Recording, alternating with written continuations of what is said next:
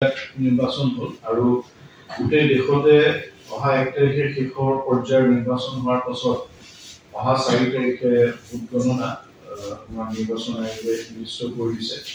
আমাৰ ডিআৰডিএ যি আছে তাতে আমাৰ কাউন্টিং চেণ্টাৰ আৰু সেই কাউন্টিং চেণ্টাৰত আমাৰ দুটা কাউন্টিং হ'ব।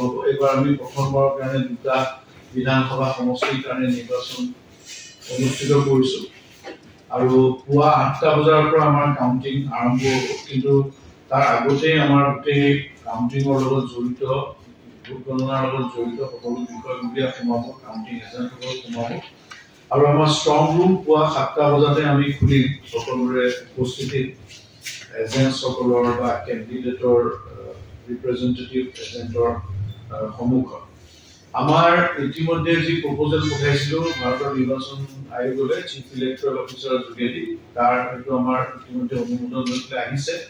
আমাৰ দুটা কাউন্টিং হলৰ 1 নম্বৰ কাউন্টিং হলটো ধেমাজিৰ কাৰণে হ'ব আৰু 2 নম্বৰ কাউন্টিং হলটো চিচি বৰগাঁৱৰ কাৰণে হ'ব। 1 নম্বৰ কাউন্টিং হলত আমাৰ 12খন কাউন্টিং টেবুল থাকিব আৰু চিচি বৰগাঁৱৰ কাৰণে যিটো 2 নম্বৰ কাউন্টিং হল তাত 14খন কাউন্টিং টেবুল থাকিব।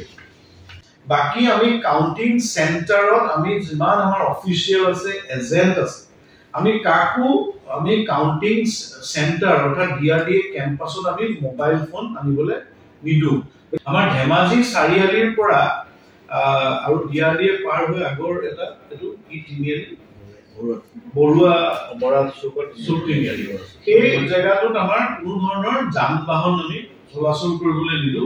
গতিকে আপোনালোকে যি আহে আপোনালোকে আঁতৰত চাৰিআলিত বা ক'ৰবাত যদি ডিচি অফিচত থৈ দিয়ে আপোনালোকৰ 2 হুইলাৰ 4 হুইলাৰ তাত থৈ আপোনালোকে তাৰ ভিতৰলৈ আহিব পাৰিব। আমাৰ প্ৰথম চেকিংটো হ'ব ডিআৰডিএৰ গেটত, যিটো আমাৰ আছাম পুলিচৰ চেকিং হ'ব। তাত আপোনালোকৰ আই কাৰ্ড যাৰ থাকিব তেওঁলোককহে সোমাবলৈ দিয়া হ'ব।